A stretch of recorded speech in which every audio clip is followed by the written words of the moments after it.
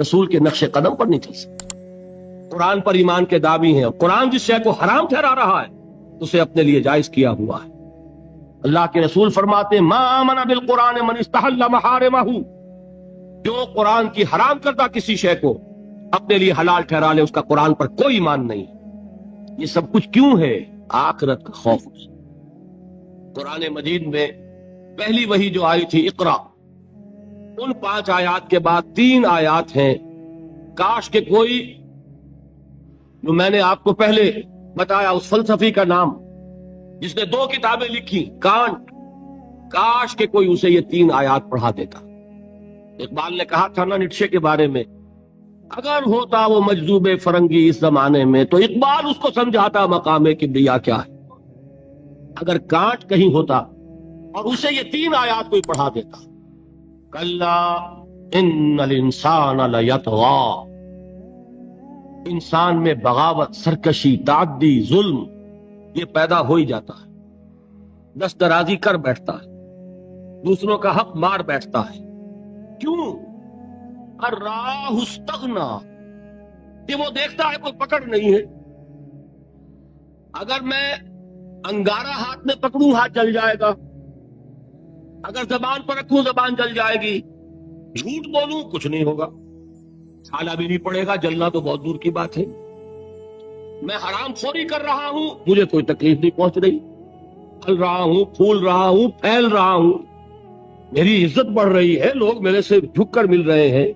سب کو معلوم ہے کہ حرام سے کما رہا ہوں، سب کو معلوم ہے اسمگلر ہوں، سب کو معلوم ہے بلیک مارکیٹیئر ہوں، لیکن پیسہ ہے میرے پاس. بڑے بڑے لوگ آتے ہیں، علماء آتے ہیں اور وہ مجھ سے ہاتھ ملاتے ہیں. تو مجھے کیا ضرورت پڑی ہے کہ میں حرام خوری چھوڑوں؟ ہے نا یہ بات. دنیا میں ان افعال کا نتیجہ نہیں نکل رہا. یہ ہے وجہ کہ جس کی وجہ سے انسان سرکشی میں، تعدی میں، ظلم میں، غلط کاری میں، حرام خوری میں بڑھتا چلا جاتا ہے. اس کا علاج کیا ہے؟ ان الی ربک الرجعی، یقیناً تیرے رب کی طرف لوٹ کر جانا ہے. دیر ضرور ہے، اندھیر نہیں ہے، بدلہ مل کر رہے گا. ہر ایک کو اپنے کیے کا پورا پورا بدلہ. ایک میں آپ کو خطبہ سناتا ہوں نہج البلاغہ کا، جو بھی مرتب ہے اس نے حضور کے کچھ خطبات بھی جمع کیے ہیں. حضور کا ایک سادہ سا خطبہ ہے، اس سے آپ کو اندازہ ہوگا ایمان بالآخرہ پر کس درجے حضور نے زور دیا ہے. واللہ لتموتن کما تنامون، خدا کی قسم تم سب کے سب مر جاؤ گے جیسے روزانہ رات کو سو جاتے. ثم لتبعثن کما تستيقظون، پھر تمہیں اٹھا لیا جائے گا جیسے روزانہ صبح کو بیدار ہو جاتی. ثم لتحسبن بما تعملون، پھر تمہارا حساب کتاب لیا جائے گا ان اعمال کا جو کر رہے ہیں. ثم لتجزون بالاحسان احسانا وبالسوء سوءا، اور پھر تمہیں لازماً بدلہ مل کر رہے گا، بھلائی کا بھلا بدلہ اور برائی کی بری سزا. اور وہ کیا ہے؟ وَإِنَّهَا لَجَنَّةٌ أَبَدًا أَوْ لَنَارٌ أَبَدًا، یا آگ ہے ہمیشہ ہمیش کے لیے اور یا جنت ہے ہمیشہ ہمیش کے لیے. یہ زور ہے کلام نبوی میں اس ایمان بالآخرہ کے. قرآن مجید میں آپ دیکھیں گے آخری پارے کی وہ صورتیں جو ابتدا میں نازل ہوئی ہیں، سارا زور آخرت. القارعہ ما القارعہ وما ادراک ما القارعہ یوم یکون الناس کالفراش المبثوث وتكون الجبال كالعهن المنفوش فاما من ثقلت موازینہ فهو في عیشة راضیہ واما من خفت موازینہ فامہ ہاویہ وما ادراک ما ہی نار حامیہ. میں ایک مثال دے رہا ہوں. الحاقہ ما الحاقہ وما ادراک ما الحاقہ اما يتساءلون عن النبأ العظیم الذی هم فیہ یختلفون کلا سیعلمون ثم کلا سیعلمون. سارا زور آخرت. اس لیے کردار بنتا ہے اس آخرت پر یقین کے نتیجے، عمل درست ہوگا اس آخرت پر یقین کے نتیجے میں. تو ایمانیات ثلاثہ کی ایک دوسرے کے ساتھ جو نسبت و تناسب ہے اہمیت کے اعتبار سے، اس کے لیے یہ الجبرے کے فارمولے کی طریقے سے یہ حقیقت ذہن نشین کر لیجئے. علمی، اصولی، نظری، علمی اعتبار سے اصل اہمیت ایمان باللہ کی، قانونی، فقہی، شرعی اعتبار سے اصل اہمیت ایمان بالرسالت کی. اخلاقی عملی اعتبار سے اصل اہمیت ایمان بالآخرہ کی ہے۔ یہ میرا گفتگو کا 5واں باب ختم ہوا۔ اب ہے اہم ترین باب، 6واں باب، ایمان کے 2 درجے۔ یوں تو ایمان کے درجات بے شمار،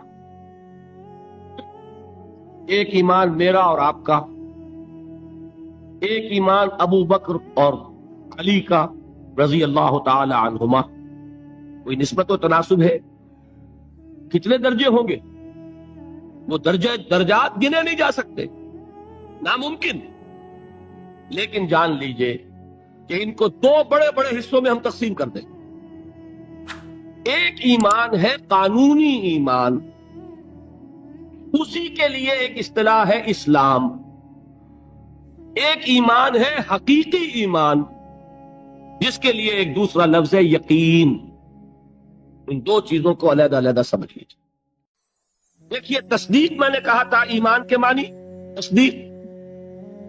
تصدیق ایک ہے زبان سے، ہاں آپ صحیح کہہ رہے ہیں، آپ اللہ کے رسول ہیں، میں نے مان لیا جو خبر آپ دے رہے ہیں، میں نے قیامت کو مانا، بعث بعد الموت کو مانا، اللہ کو مانا، اس کے اسماء کو مانا، اس کے صفات کو مانا، میں گواہی دیتا ہوں اشہد ان لا الہ الا اللہ واشہد ان محمد رسول اللہ۔ یہ کیا ہے؟ اقرار باللسان۔ اس کا نتیجہ کیا نکلا؟ کوئی ہندو ہو، سکھ ہو، پارسی ہو، عیسائی ہو، بدھ مت کا ماننے والا ہو، پھر یہ چوڑا ہو، چمار ہو، کسے باشد، آج یہ جملہ زبان سے نکالے، وہ دفعتاً کیا ہو گیا؟ مسلمان۔ کوئی یہاں لمبا چوڑا سفر نہیں ہے، مسلمان ہونے کے لیے کوئی لمبے چوڑے ریچولز نہیں ہے، کوئی لمبی چوڑی رسومات کا سلسلہ نہیں ہے۔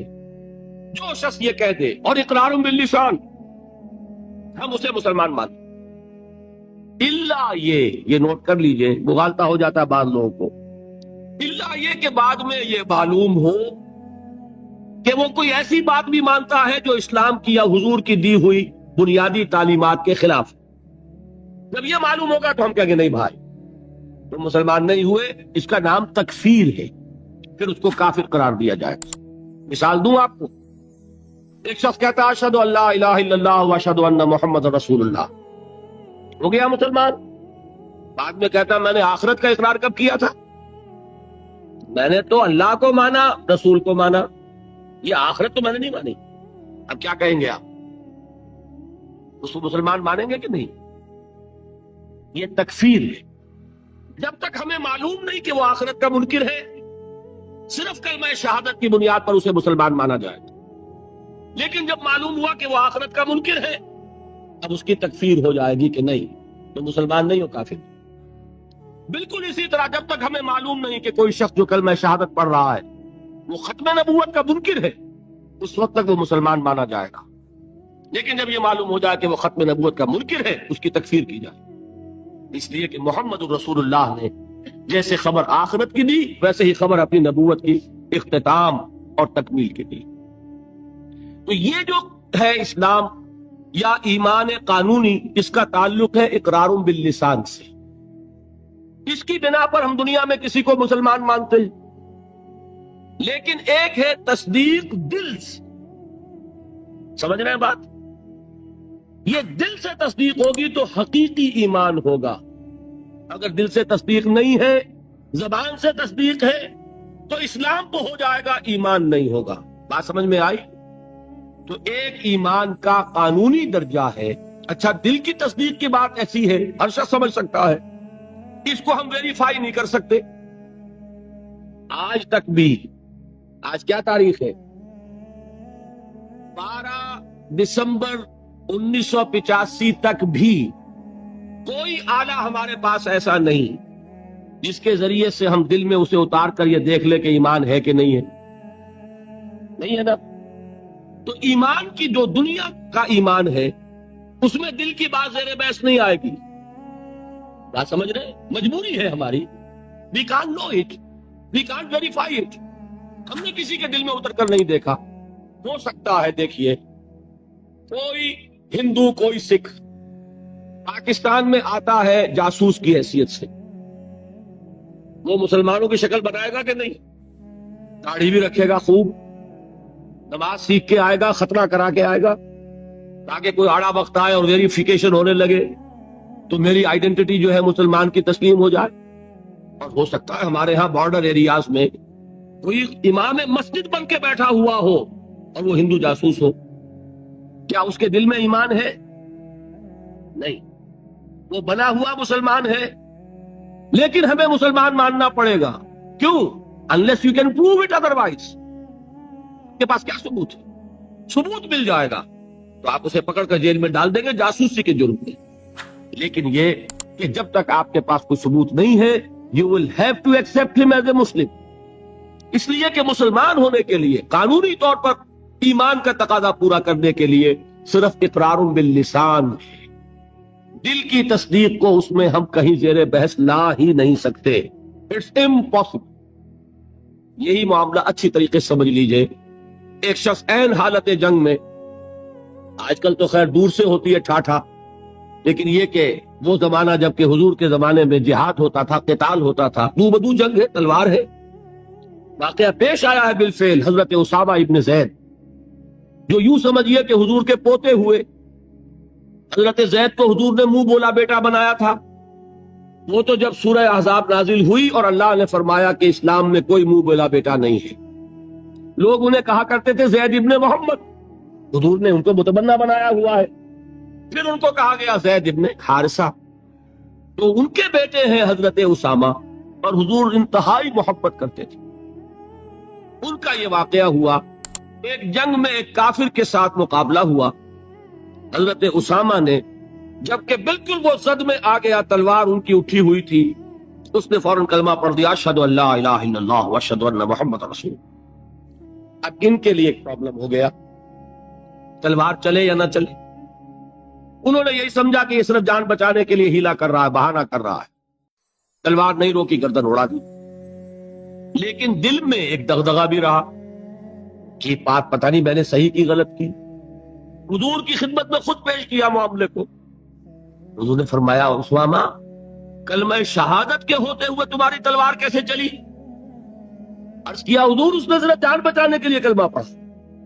حضور نے اس کی نفی نہیں کی، لیکن یہ فرمایا کہ اسامہ قیامت کے دن کیا جواب دو گے جب کلمہ شہادت تمہارے خلاف استغاثہ لے کر آئے۔ اس کلمہ شہادت اور قانونی ایمان کی یہ اہمیت ہے۔ اور مثال سننی چاہتے ہیں؟ قصر خلافت کا محاصرہ کیا ہوا ہے، حضرت عثمان 50 دن تک محاصرہ ہوا، پانی کٹا ہوا ہے، کوئی رسد جانے نہیں دی جا رہی۔ حضرت عثمان کو معلوم ہے یہ باغی ہیں، معلوم ہے کہ یہ لوگ اسلام کی صرف انہوں نے ڈھال لی ہوئی ہے، یہی ہے جو فتنہ پیدا کر رہے ہیں، لیکن وہ ڈھال قانونی ایمان کی ڈھال ہے، کلمہ شہادت ادا کر رہے ہیں۔ کوئی جرم ابھی ثابت نہیں ہو سکا، ابھی تو انہوں نے قتل نہیں کیا، حضرت عثمان کو شہید نہیں کیا، تو کسی جرم کے وقوع میں آنے سے پہلے اس کی سزا کیسے دے؟ حضرت عثمان کا جو فیصلہ تھا، بعض لوگ ناسمجھ لوگ، کم سمجھ لوگ، بلکہ میں سمجھتا ہوں کہ نیتوں میں فطور ہے جو یہ کہتے ہیں کہ حضرت عثمان نے یہ بڑا غلط کیا، بڑی کمزوری دکھائی، معاذ اللہ ثم معاذ اللہ۔ یہ وہی تو بات ہے، حضرت عثمان تلوار کیسے اٹھائیں جبکہ وہ کلمہ شہادت کی ڈھال رکھتے ہیں؟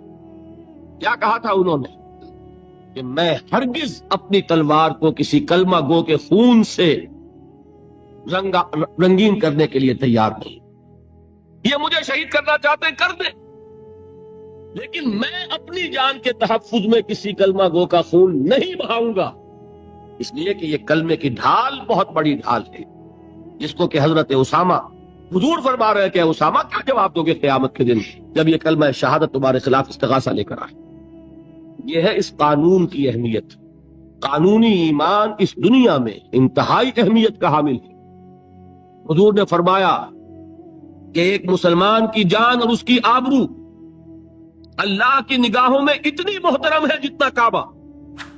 یہ تو آج ہمارا حال ہو چکا ہے کہ مسلمان مسلمان کے خون سے خنجر آلودہ کر رہا ہے، مسلمان مسلمان کی گردنیں کاٹ رہا ہے۔ ہمارے ہاں بڑی جنگوں کو چھوڑیے، جو ہو رہی ہے اس وقت، آپ دیکھیں گے کہ ہمارے ہاں، ہمارے ممالک میں، خاص طور پر پاکستان میں، چند ٹکوں کے لیے انسانی جان لی جا رہی ہے۔ چھوٹے چھوٹے جھگڑے، چند روپے کا جھگڑا ہے اور انسانی جان لے لی گئی، جس کو حضور نے فرمایا کہ اس کا احترام اللہ کی نگاہ میں بالکل اتنا ہے جتنا کعبے کا احترام۔ یہ ہے اس قانونی اسلام کی اہمیت۔ لیکن یہ جان لیجئے، اس قانونی ایمان کا عمل دخل صرف اس دنیا تک ہے۔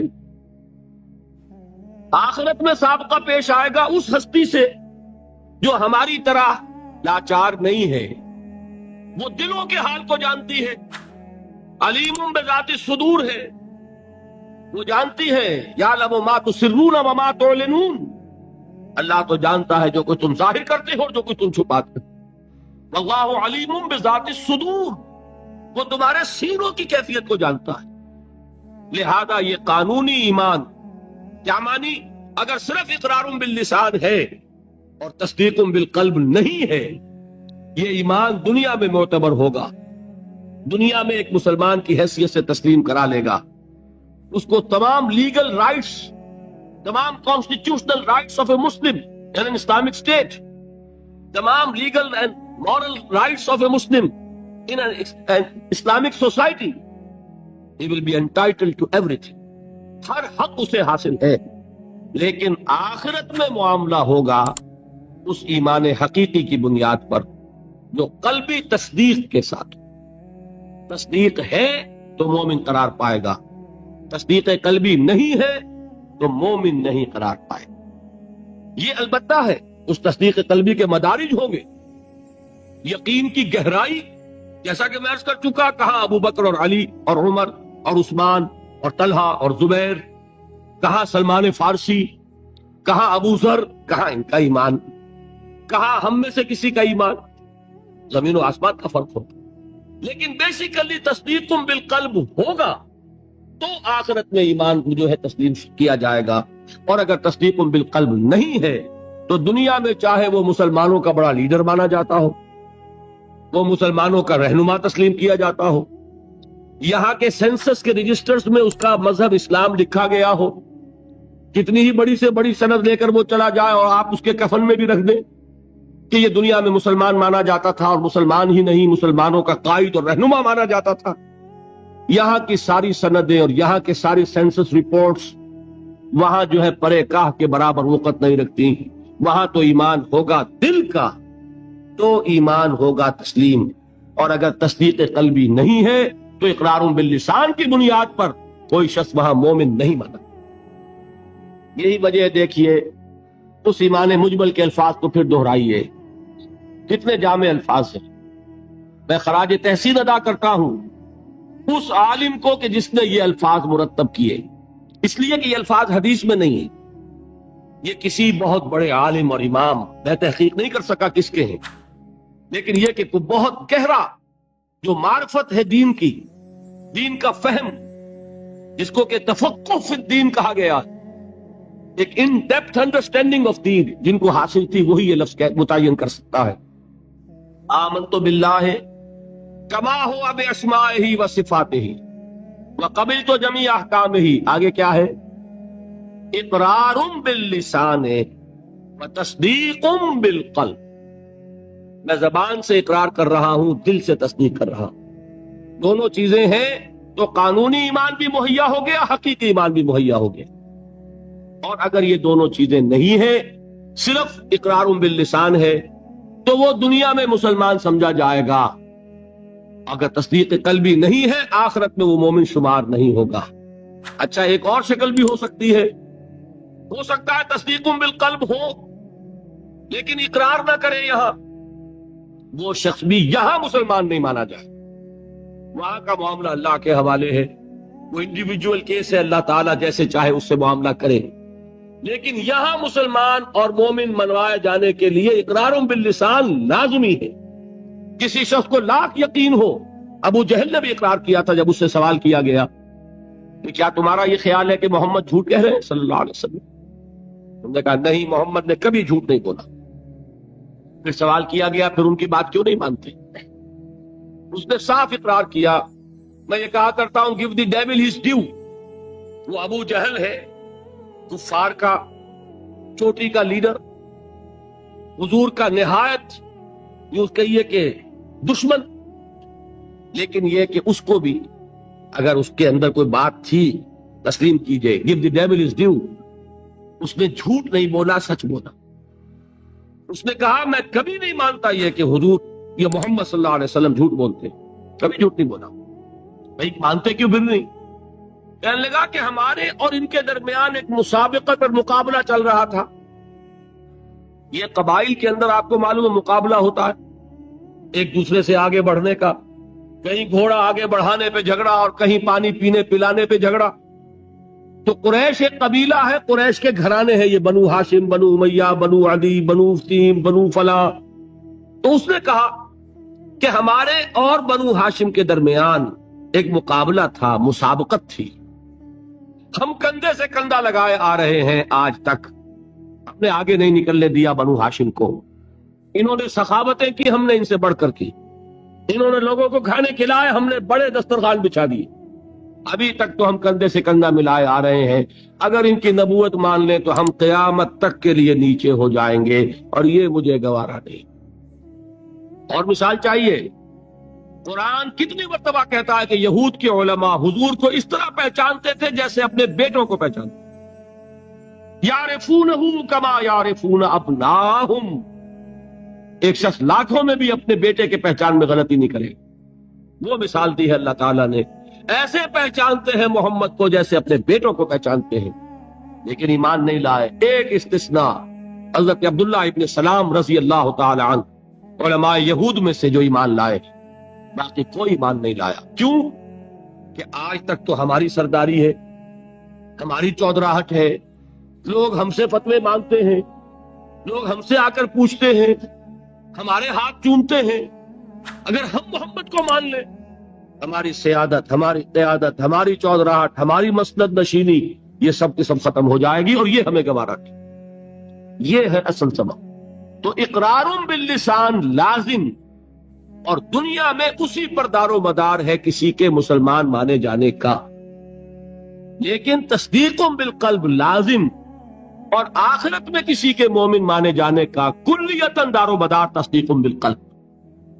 یہ دونوں باتیں علیحدہ علیحدہ۔ اصل میں ہمارے ہاں ایسا ہوا ہے کہ ان چیزوں میں صحیح طور پر علیحدہ علیحدہ نہ سمجھنے کی وجہ سے بڑی کنٹروورسیز ہو گئی ہیں، بڑے مغالطے، بڑے مباحثے، بڑے مناظرے، علم کلام کی بڑی بحثیں، ایمان کی حقیقت، ایمان اور عمل کا تعلق، ان چیزوں میں سارے اختلافات ریزالو ہو جاتے ہیں اگر یہ بنیادی بات آپ کو معلوم ہو۔ دیکھیے ایک انتہا پر نکل گئے خوارج۔ خوارج نے کیا کیا؟ عمل کی بنیاد پر تکفیر، جس نے گناہ کبیرہ کیا کافر ہو گیا، کافر ہے تو مرتد ہے، مرتد ہے تو واجب القتل ہے۔ یہ ان کی بہت بڑی ٹھوکر تھی۔ اس دنیا میں مسلمان مانے جانے کا سارا دار و مدار صرف اقرار پر ہے۔ نماز نہ پڑھو کافر نہیں ہوگے، نماز کا انکار کرو گے کافر ہو جاؤ، روزہ نہ رکھو فاسق اور فاجر شمار ہوگے، روزے کا انکار کر دو کافر ہو جاؤ، زکوٰۃ نہیں دیتے ہو کوتاہی ہے، عملی کوتاہی ہے، گناہ ہے، اللہ کے ہاں سزا پاؤ گے، کافر نہیں ہوگے، زکوٰۃ کا انکار کر دو گے کافر ہو جاؤ۔ اسی طریقے سے کوئی شخص شراب پیتا ہے، فاسق ہے، فاجر ہے، کافر نہیں ہے، اگر یہ کہتے شراب حرام نہیں ہے کفر ہو جائے، قرآن کی نفی ہو گئی، کفر ہے۔ کوئی شخص بدکاری کر بیٹھا ہے، کافر نہیں ہوا، گناہ گار ہوا، اگر اس کے خلاف سزا، اگر مقدمہ ثابت ہو جاتا ہے سنسار کر دیجئے، حضور نے سنسار کیا، مرد کو بھی کیا، عورت کو بھی کیا، لیکن یہ کہ انہیں کافر نہیں کہا، بلکہ جنہیں سنسار کیا گیا تھا ان کے خلاف کسی نے اگر یہ جملہ بھی کہہ دیا کہ کتنا بے حیا مرد تھا یا کتنی بے حیا عورت تھی، تو حضور نے ڈانٹا، اس نے وہ توبہ کی ہے کہ اگر تمام مدینے والوں پر تقسیم کر دی جائے تو سب کی نجات کے لیے کافی ہو جائے۔ حالانکہ مدینے میں منافقین بھی بھرے ہوئے تھے۔ حضور نے فرمایا اتنی بڑی توبہ کی اس اللہ کی بندی نے، چھٹا ہو گئی، جذبات کے رو میں آ کر کوئی کیا نہیں کر بیٹھتا، لیکن آپ ذرا غور کیجئے اس اللہ کی بندی کا تصور کیجئے جو خود چل کر آتی ہے، حضور مجھ سے وہ خطا ہو گئی ہے جس کی سزا رجم ہے، آپ مجھے پاک کر دیجئے، میں اللہ کے ہاں نہیں جانا چاہتی، مجھے آپ کو سزا دے کر اس دنیا میں پاک کر۔ حضور نے اپنا رخ پھیر لیا، وہ پھر آئی۔ حضور نے پوچھا دماغ خراب تو نہیں ہے؟ نہیں حضور، مجھ سے وہ خطا ہو گئی۔ اب مجبور ہو کر آپ پوچھتے ہیں حمل تو نہیں رہ گیا؟ جی حضور رہ گیا۔ تو پھر اس ننھی جان کا کیا قصور ہے؟ جرم تمہارا ہے، اس کا کوئی جرم نہیں۔ جاؤ وضع حمل کے بعد آنا۔ وہ اللہ کی بندی وضع حمل کے بعد پھر حاضر، حضور پیدائش ہو چکی ہے، اب مجھے پاک کر۔ ذرا تصور کیجئے، جس کو کہا جاتا ہے وحشیانہ سزا، اور واقعہ یہ کہ اس سے زیادہ سخت موت کا آپ تصور نہیں کر سکتے۔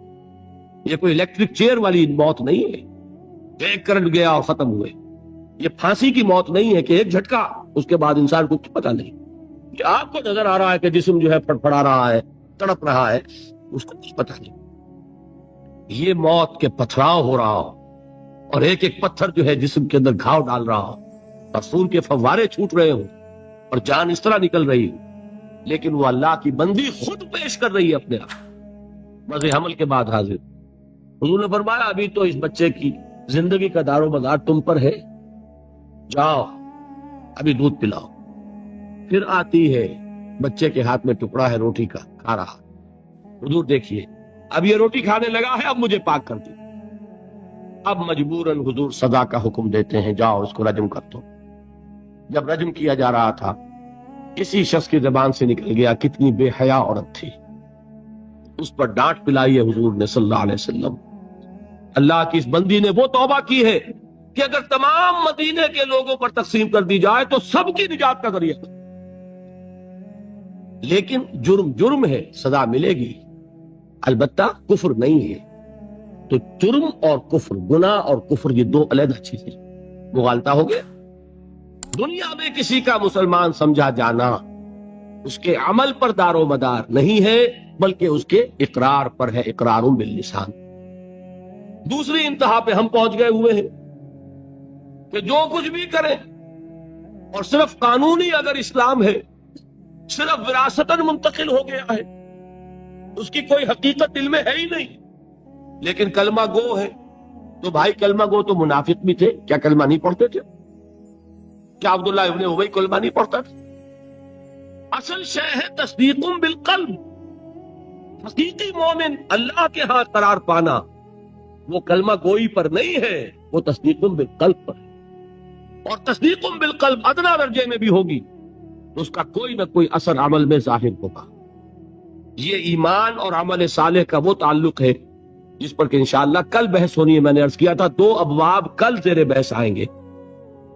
ایمان کا عمل سے کیا تعلق ہے اور ایمان کا جہاد کے ساتھ کیا رشتہ ہے، یہ کل اور پرسوں جو ہے یہ 2 مباحث آئیں گے۔ اب میں ان کو یہاں چھوڑتے ہوئے آگے آخری بحث شروع کر رہا ہوں، ایمان اور امن۔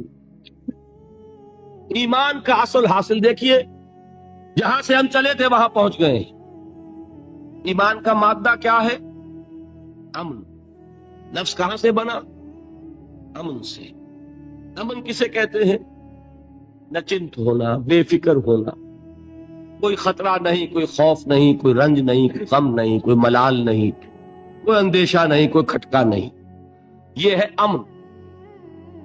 ایمان کا اصل حاصل جو انسان کو حاصل ہوتا ہے، اگر ایمان حقیقی موجود ہو، وہ امن، وہ سکون ہے، وہ اطمینان ہے، وہ اندرونی سکون، اندرونی امن، قلبی اطمینان۔ الا بذکر اللہ تطمئن القلوب، یہ ایمان کا اصل حاصل۔ میں اس کو ذرا ایک تو میں ان آیات کے حوالے سے سامنے رکھنا چاہتا ہوں۔ سورہ انعام کی آیت میں نے آپ کو سنائی تھی۔ سورہ انعام میں ایک مومن اور ایک مشرک، 2 گروہوں کو سامنے رکھا گیا، پھر سوال کیا گیا ای الفریقین احق بالامن ان کنتم تعلمون۔ اے ہوش مندو، اے عقل والو، ذرا سوچو امن کا مستحق کون ہے ان دونوں گروہوں میں سے؟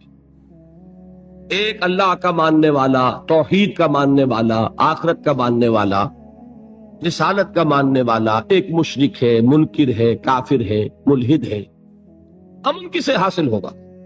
سوال کیا گیا اور اب جواب خود دیا گیا، الذین آمنوا ولم یلبسوا ایمانہم بظلم اولئک لہم الامن وہم مہتدون۔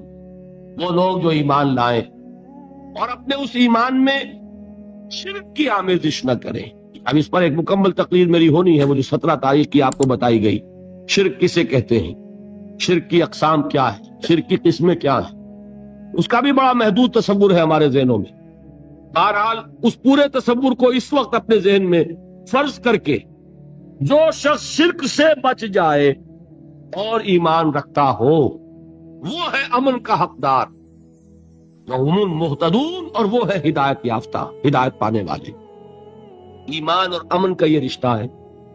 ایک اور حوالے سے اس کو ذہن میں بٹھا لیجئے، جب آپ نئے مہینے کا چاند دیکھتے ہیں، ہلال دیکھتے ہیں، تو کیا دعا مانگتے ہیں؟ اگر اللہ نے توفیق دی ہے، اگر آپ نے یاد کی ہے دعائے مسنونہ، کیا الفاظ ہیں؟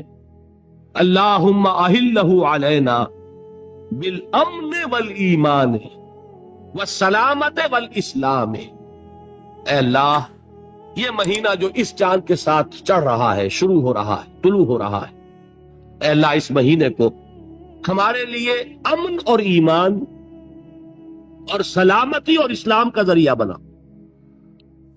معلوم ہوا امن کا تعلق ایمان سے اور سلامتی کا تعلق اسلام سے۔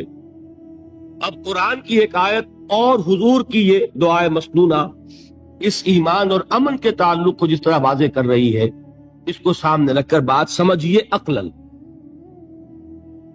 اس کو قرآن مجید میں سورہ حامیم السجدہ میں بیان کیا گیا، ان الذین قالوا ربنا اللہ ثم استقاموا تتنزل علیہم الملائکہ الا تخافوا ولا تحزنوا وابشروا بالجنۃ التی کنتم توعدون۔ جو لوگ اللہ پر ایمان لائیں، کہیں کہ ہمارا رب اللہ ہے، پھر اس پر جم جائے، ان پر فرشتوں کا نزول ہوتا ہے، نہ کوئی غم کرو نہ خوف، خوشیاں مناؤ جنت کی جس کا تم سے وعدہ کیا گیا تھا۔ اللہ کی ربوبیت پر اطمینان جب انسان کو ہو جاتا، میرا رب اللہ ہے، ربی اللہ، انسان کے لیے نہ کوئی کھٹکا، نہ کوئی خطرہ، نہ کوئی خوف، نہ کوئی حزن۔ جو کچھ ہو رہا ہے کس کے اذن سے ہو رہا ہے؟ اللہ کے اذن سے۔ اللہ کے اذن کے بغیر پتہ تک نہیں ہلتا۔ یہ کوئی اندھا بہرا مادہ نہیں ہے جس سے مجھے کوئی خوف ہو۔ اندھا بھینسا چلا آ رہا ہو، اس سے تو ڈرنے کا ہر انسان کو ڈرنا چاہیے، نہ معلوم کس کو ٹکر مار دے۔ لیکن نہیں، اس کائنات کو چلانے والا ایک سمیع و بصیر خدا ہے، وہ جو میرا دوست ہے، میرا ولی ہے۔ اللہ ولی الذین آمنوا یخرجہم من الظلمات الی النور۔ اللہ اہل ایمان کا ولی ہے، ساتھی ہے، پشت پناہ ہے، مددگار ہے، حمایتی ہے۔ بتائیے جسے یقین ہو جائے کہ اللہ میرا مددگار، اللہ میرا محافظ، اللہ میرا پشت پناہ، اللہ میرا حمایتی، اس کے لیے کوئی خوف ہوگا؟ اس سے کوئی ڈر ہوگا؟ میں مثال دیا کرتا ہوں ایک بہت سادہ، پنجاب کے دیہات کی۔ تو بڑا چودھری ہے اور کوئی غریب کسان ہے۔ اس غریب کسان کی یہ جانوروں کو ہر وقت اندیشہ ہوگا چوری کا، کوئی میری بھینس کھول کر نہ لے جائے، کوئی میرا بیل کھول کر نہ لے جائے۔ لیکن جس کے بارے میں یہ سب کو معلوم ہو کہ وہ جو بڑا چودھری ہے وہ اس کا دوست ہے، اس کی بچیا کو کوئی خوف ہوگا؟ اس کی بھینس پر کوئی ہاتھ ڈالے گا؟ اسے کوئی اندیشہ ہوگا؟ نہیں۔ کیوں؟ کہ وہ بڑا چودھری، بڑا اس کا یہاں کا سردار، جاگیردار، سب کو معلوم ہے وہ میرا دوست ہے، کوئی میرے خلاف اقدام نہیں کر سکتا۔ اس دنیا میں یہ چھوٹی سی بات اگر آپ کے دلی اطمینان اور سکون کا باعث بن سکتی ہے تو ذرا تصور کیجئے۔ میں لفظ تصور استعمال کروں گا صرف اس لیے کہ اس کا ہم جس کو کہتے ہیں ادراک اور شعور کر نہیں سکتے، اگر کے ساتھ کر سکتے، اگر یقین ہو کہ اللہ میرا مددگار اور یقین ہو کہ اللہ ہر آن میرے ساتھ ہے، پھر کوئی خوف، کس کا خوف؟ کوئی شے اللہ سے بالا تر ہے؟ کوئی قوت اس سے زیادہ طاقتور ہے؟ کوئی اس کے ارادے کو بدلنے والا ہے؟ کوئی اس کی مشیت کے آڑے آنے والا ہے؟ یہی بات ہے جو حضور نے فرمائی، یہ ایمان کا حاصل ہے لب لباب۔ دیکھو اچھی طرح اس بات کو ذہن نشین کر لو، اگر تمام انسان مل کر تمہیں کوئی نقصان پہنچانا چاہے، نہیں پہنچا سکتے مگر جو کچھ اللہ نے لکھ دیا، اور تمام انسان مل کر تمہیں کوئی نفع پہنچانا چاہے، نہیں پہنچا سکتے مگر وہ شے جو اللہ نے طے کر دی۔ آپ پھر میں کہوں گا ذرا طاری کیجئے، اسے فرض کیجئے، اسے سوچئے، اگر اس حدیث پر ہمارا دل ٹھکا ہوا ہو تو کسی سے ڈر ہوگا؟ یہ مجھے نقصان نہ پہنچا دے، یہ میری رپورٹ خراب نہ کر دے، یہ میری انکریمنٹ نہ رکوا دے، یہ میرا یہ نہ بگاڑ دے، یہ میرا یہ نقصان نہ پہنچا دے۔ اس کا ڈر، اس کا ڈر، اس کا خوف، اس کی خوشامد، اس کے لیے جا کر طرح طرح سے اپنی عزت نفس کو ذلیل کروانا اس کے سامنے، یہ سب کچھ کیوں کرتا ہے انسان؟ جب سمجھتا ہے کہ اس کے ہاتھ میں میرا کوئی نفع ہے، اس کے ہاتھ میں میرے لیے کوئی ضرر ہے، یہ مجھے کوئی گزند پہنچا سکتا ہے، یہ مجھے کوئی نقصان پہنچا سکتا ہے، یہ میرا کوئی کام بنا سکتا ہے، یہ میری کوئی ضرورت پوری کر سکتا ہے، اسی کا نام شرک ہے۔ جہاں آپ نے یہ سمجھا کہ غیر اللہ کے اندر کوئی طاقت موجود ہے، وہی شرک ہے۔ بتوں سے تجھ کو امیدیں، خدا سے نو امیدی، مجھے بتا تو صحیح اور کافری کیا ہے؟ شرک تو یہ ہے۔ جس پر بھی تمہیں یہ خیال ہے، کلمہ ہے یہ کلمہ سوم، لا حول ولا قوت الا باللہ، ذرا اس پر دل کو کبھی اگر آپ تصور کریں، پھر فرض کریں، دل ٹھک جائے اس پر، کوئی طاقت نہیں۔ یہی بات تھی جو شیخ عبد القادر جیلانی رحمت اللہ علیہ نے اپنی وصیت میں اپنے بچے سے کہی۔ 11ویں دینے والے ہیں، لیکن حضرت شیخ عبد القادر جیلانی کی وصیت اور تعلیمات کو کتنے لوگ ہیں جو جانتے ہیں؟ یہ جن مقامات تک پہنچے ہیں وہ کس چیز کی بدولت پہنچے؟ انہوں نے جو پیغام دیا وہ کیا تھا؟ اے میرے بچے، جس طریقے سے قرآن مجید میں حضرت لقمان کی نصیحتیں جو ہے نقل کر دی گئی ہیں، میں یہ عرض کروں گا بالفرض اگر قرآن حضرت عبد القادر جیلانی کے بعد نازل ہوا ہوتا تو شیخ عبد القادر کی یہ نصیحتیں بھی قرآن میں درج ہوتی۔ اتنی اونچی نصیحتیں ہیں۔ اے میرے بچے، اس حقیقت کو ذہن نشین کر لے، لا فاعل فی الحقیقت ولا مؤثر الا اللہ، اس کائنات میں نہ کوئی فاعل حقیقی ہے نہ مؤثر حقیقی ہے سوائے اللہ۔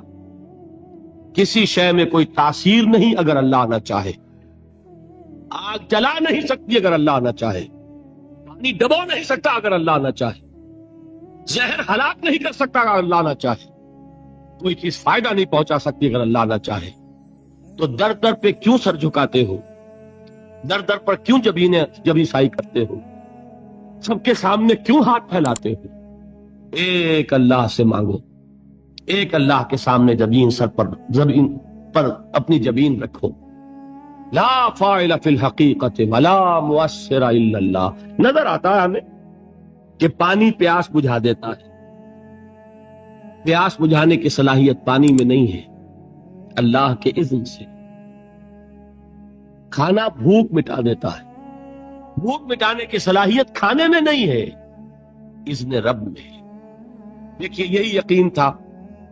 حضرت موسیٰ علیہ السلام کا واقعہ یاد کیجئے، سامنے سمندر آ گیا ہے، قوم دیکھتی ہے پیچھے کہ گرد و غبار کا طوفان، معلوم ہوا کہ فرعون اپنے لشکر سمیت آ گیا۔ لشکر جب چلتا تھا تیز رفتاری کے ساتھ تو گرد و غبار کا جو طوفان اٹھتا تھا اس کا تصور کیجئے، اور لمحہ بلمحہ وہ قریب آ رہا ہے۔ پوری قوم نے کیا کہا؟ اے موسیٰ انا لمدرکون، اے موسیٰ ہم کو پکڑے گئے۔ قرآن مجید میں تو یہاں وہ باتیں نہیں لکھی ہیں، لیکن تورات میں یہ درج ہے کہ بنی اسرائیل جھگڑنے لگے، دست و گریبان ہو گئے موسیٰ کے ساتھ، موسیٰ ہمیں یہاں مروایا لا کر، اس سے تو ہم ہی بہتر تھے، وہاں کھانے کو ملتا تھا، زندگی تو تھی، بیگار ہم کر رہے تھے، موت تو نہیں تھی، اب جو کچھ ہوگا اس کا تصور کرو، جس طریقے سے ہمارے ٹکڑے اڑائے جائیں گے۔ تو لڑ رہے ہیں حضرت موسیٰ علیہ السلام سے، یہ تورات کی تفصیل ہے۔ قرآن میں صرف اتنا آیا ہے، پریشان ہو کر انہوں نے کہا انا لمدرکون، موسیٰ ہم تو پکڑے گئے۔ اس وقت موسیٰ کا جواب کیا ہے؟ کلا ان معی ربی سیہدین، نہیں، میرے ساتھ میرا رب ہے، وہ راستہ دے گا۔ بتائیے کہاں راستہ نظر آ رہا ہے؟ یہ ہے ایمان بالغیب۔ راستہ نظر نہ آئے تب اللہ پر یقین ایمان ہے، جیب میں پیسے ہوں اور تب دل کو اطمینان ہے، تو ایمان کس پر ہوا؟ پیسے پر، اللہ پر نہیں۔ جب وسائل و ذرائع نہ ہو اور پھر یقین ہو کہ اللہ مسبب الاسباب ہے، وہ اسباب کا پابند نہیں ہے، وہ اسباب کا محتاج نہیں ہے، اسباب اس کے محتاج ہیں۔ اگر یہ یقین ہے تو اللہ پر ایمان ہے، یہ نہیں ہے تو تمہارا ایمان اسباب پر ہے، وسائل پر ہے، ذرائع پر ہے، مادیات پر ہے، اللہ پر نہیں۔ اس وقت کہاں راستہ تھا؟ کوئی راستہ تھا؟ سمندر ہے اور ادھر سے لشکر آ گیا ہے۔ اللہ ان معی ربی سیہدین۔ اب دیکھیے ایمان کہہ دینا آسان ہے، ہوا معکم اینما کنتم، جہاں کہیں بھی تم ہوتے ہو اللہ تمہارے ساتھ ہوتا ہے، لیکن اس کا یقین قائم ہو جائے تو زمین و آسمان کا فرق واقع ہو جائے۔ یہی بات ہوئی حضور کے ساتھ۔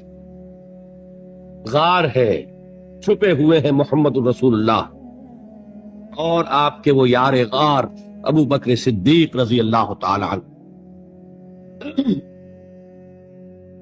اقبال نے حضرت ابو بکر کی شان میں چند اشعار کہیں صرف، لیکن واقعہ یہ ہے کہ بھاری بھاری نظموں پر اور قصیدوں پر بھاری ہے، طویل ترین نظمیں اور قصیدے ہوں ان پر بھاری ہے۔ ہمتیں ابو بکر کی ہمت جو ہے، کشت ملت را جو ابر، جیسے بارش سے کھیتی اپجتی ہے، ابو بکر کی ہمت اور عظیمت اس امت کو اسی طرح سینچنے والی ہے۔ ثانیے اسلام و غار و بدر و قب، وہ دوسرے تھے اسلام میں، دوسرے پہلے کون تھے؟ انا اول المومنین، حضور فرماتے ہیں سب سے پہلا ایمان لانے والا میں، دوسرے ابو بکر۔ ویسے ہمارے ہاں یہ چلتا ہے اختلاف، حضرت علی پہلے ہیں کہ حضرت ابو بکر پہلے ہیں، لیکن اس میں بڑی خوبصورت تطبیق قائم کی ہے علماء نے اور بہت صحیح ہے۔ چار کے بارے میں فیصلہ ہی مت کرو کہ کون پہلے ہے، ان کی ایک عجیب تقسیم کر دی ہے۔ آزاد مردوں میں، بالغ مردوں میں سب سے پہلے ابو بکر، بچوں میں سب سے پہلے علی، خواتین میں سب سے پہلے خدیجہ، اور غلاموں میں سب سے پہلے زید ابن حارثہ۔ بڑی پیاری تقسیم ہے، یہ چاروں ہی پہلے ہیں، ہر ایک کے لیے اولیت ہے۔ اور واقعہ یہ ہے کہ اگر زمانی اعتبار سے تعین ہوگا تو پہلے خدیجۃ الکبریٰ آئیں گی رضی اللہ تعالی عنہ۔ کسی اور سے بات کرنے کی نوبت بعد میں آ سکتی ہے، پہلے تو اہلیہ محترمہ سے بات ہوئی، آتے ہی پہلی وحی ہوئی ہے، ابھی تبلیغ کا حکم نہیں تھا۔ کس کو بتایا واقعہ؟ ابھی اپنی نبوت کی تبلیغ کا تو حکم ہی نہیں آیا۔ واقعہ کس کا؟ خدیجہ کا۔ جب کہا ہے کہ خشیت علی نفسی، مجھے اپنی جان کا اندیشہ ہے، تو کیا جواب دیا خدیجہ نے رضی اللہ تعالی عنہا؟ وہ صدیقۃ الکبریٰ، صدیقات جو ہے خواتین، ان میں چوٹی پر خدیجۃ الکبریٰ ہے رضی اللہ تعالی عنہ، اور صدیق جو مرد ہیں ان میں صدیق اکبر ہے ابو بکر صدیق رضی اللہ تعالی عنہ، لیکن صدیقات میں چوٹی۔ جب حضور نے فرمایا خشیت علی نفسی، کیا فرمایا؟ کیا عرض کیا؟ کیسے تسلی دی؟ نہیں نہیں، اللہ آپ کو ضائع نہیں کرے گا، آپ غریبوں کے ہمدرد ہیں، آپ مساکین کے تکالیف رفع کرنے والے ہیں، آپ بیواؤں کی سرپرستی کرتے ہیں، آپ مسافروں کی خدمت کرتے ہیں، اللہ آپ کو ضائع نہیں کرے گا۔ یہ یقین ہے اس خاتون کے اندر۔ خیر وہ ایک علیحدہ بات ہو جائے گی، میرے دل پر حضرت خدیجہ رضی اللہ تعالیٰ عنہ کی شخصیت کا بڑا گہرا نقش ہے، جو وہ کوئی اور ہی وقت اور موقع ہوا تو بیان ہوگا۔ بہرحال اقبال نے ایک مصرے میں جو 4 اولیتیں جمع کر دی ہیں، ہمتیں او کشت امت را چو ابر، ثانی اسلام و غار و بدر و قبر۔ اسلام میں حضور کے بعد پہلے کون؟ ابو بکر۔ غار میں حضور کے ساتھ کون؟ بکر۔ بدر کی رات اللہ کا رسول سر بسجود، وہ گھاس پھوس کی جو جھوپڑی بنائی گئی تھی، اور وہاں تلوار ننگی لے کر پہرا دینے والا کون؟ ابو بکر۔ اور اس حجرہ عائشہ میں محمد کے بعد سب سے پہلے دفن ہونے والا کون؟ ابو بکر رضی اللہ تعالی عنہ صلی اللہ علیہ وسلم۔ وہ جو معاملہ میں سنا رہا تھا غار ثور کا، حضرت ابو بکر بھی حضور کے خیال سے لرز گئے ہیں۔ آپ کو یاد ہوگا کہ جا کر